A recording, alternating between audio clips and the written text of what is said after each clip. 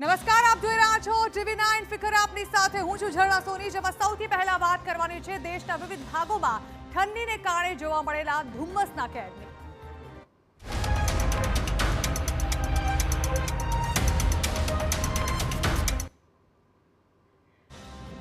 દેશના ઉત્તર અને મધ્ય ભારત પર ગાઢ ધુમ્મસ અને કડકડતી ઠંડીનો કહેર યથાવત છે।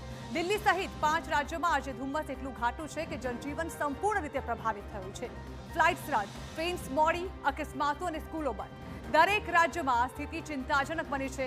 હવામાન વિભાગે દિલ્હી, પંજાબ, હરિયાણા, ઉત્તર પ્રદેશ અને બિહાર માટે રેડ એલર્ટ જાહેર કર્યું છે।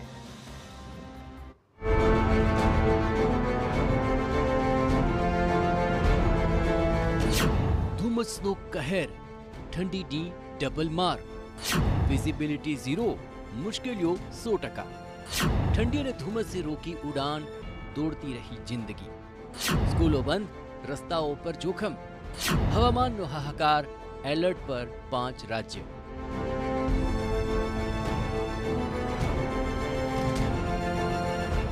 જી હા, દિલ્હી, પંજાબ, હરિયાણા, ઉત્તર પ્રદેશ અને બિહારમાં ગાઢ ધુમ્મસ છવાયેલું છે। ઓછી વિઝિબિલિટી અને કોલ્ડ વેવને કારણે જનજીવન અસ્તવ્યસ્ત બન્યું છે। યુપી અને બિહાર સરકારે લોકોને બિનજરૂરી રીતે ઘરની બહાર ન નીકળવાની અપીલ કરી છે। ઉત્તર પ્રદેશના 6 જિલ્લાઓમાં સ્કૂલો બંધ। ઉત્તર પ્રદેશમાં ઠંડી અને ધુમ્મસે લોકોની મુશ્કેલી વધારી દીધી છે। બરેલી, લખનઉ, અયોધ્યા, ગોંડા સહિત 20 જિલ્લાઓમાં ગાઢ ધુમ્મસ નોંધાયું। બરેલી, કાનપુર, આગ્રા, કાંસગંજ, औरैया અને જોનપુરમાં 20 ડિસેમ્બર સુધી શાળાઓ બંધ રાખવાનો નિર્ણય લેવાયો છે, જ્યારે કે લખનઉ સહિતના 10 જિલ્લાઓમાં શાળાઓનો સમય સવારે 9 વાગ્યાથી શરૂ કરવાનો આદેશ અપાયો। બુલંદશહેરમાં તાપમાન 7 ડિગ્રી સુધી ઘટ્યું અને આગામી 3 દિવસ કોલ્ડ વેવનું એલર્ટ છે। ટ્રાન્સપોર્ટ પર સીધી અસર, 8 ફ્લાઇટ રદ, 14 ટ્રેનો મોડી। બિહારના 19 જિલ્લાઓમાં ગાઢ ધુમ્મસની અસર જોવા મળી। સારણમાં તમામ સ્કૂલો બંધ રાખવામાં આવી છે, જ્યારે કે પટનામાં 25 ડિસેમ્બર સુધી શાળાઓનો સમય સવારે 9 થી સાંજે 4:30 સુધી કરાયો છે। ધુમ્મસને કારણે પટના એરપોર્ટ પરથી 8 ફ્લાઇટ્સ રદ કરવી પડી, 14 ટ્રેનો મોડી ચાલી રહી છે। ગોપાલગંજમાં ધુમ્મસને કારણે 2 બસ અને એક ટ્રક અથડાતા એક વ્યક્તિનું મૃત્યુ થયું, જ્યારે છપરામાં બસે 3 કારને ટક્કર મારી। ગયાજીમાં ડેપ્યુટી સીએમ સમ્રાટ ચૌધરીનું હેલિકોપ્ટર ઉડી શક્યું નહીં। મધ્યપ્રદેશમાં ટ્રેનો 5 કલાક સુધી મોડી। મધ્યપ્રદેશમાં પણ કડકડતી ઠંડી યથાવત છે। રાજ્યના 5 શહેરોમાં તાપમાન 5 ડિગ્રીથી નીચે નોંધાયું છે। શહડોલ જિલ્લાનું કલ્યાણપુર સૌથી ઠંડુ રહ્યું કે જ્યાં લઘુત્તમ તાપમાન 3.5 ડિગ્રી નોંધાયું।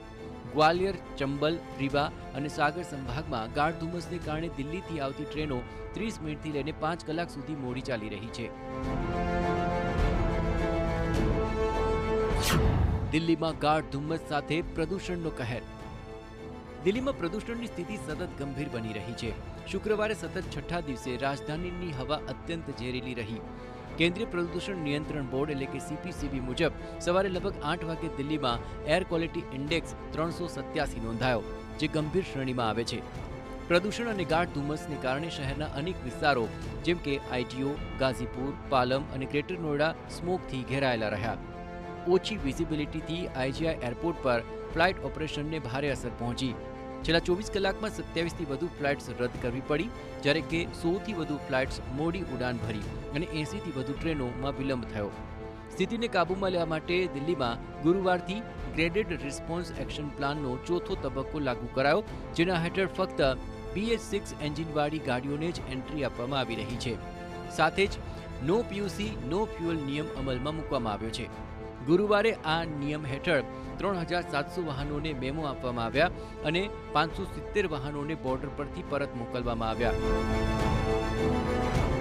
2 દિવસમાં 61,000થી વધુ નવા પ્રદૂષણ પ્રમાણપત્રો જાહેર થયા। દિલ્હી સરકારનું કહેવું છે કે GRAP4 લાગુ થયા બાદ શહેરમાં ટ્રાફિકમાં ઘટાડો નોંધાયો છે અને કડક અમલીકરણને કારણે જમીન સ્તરે સકારાત્મક અસર દેખાઈ રહી છે। Special report, TV9।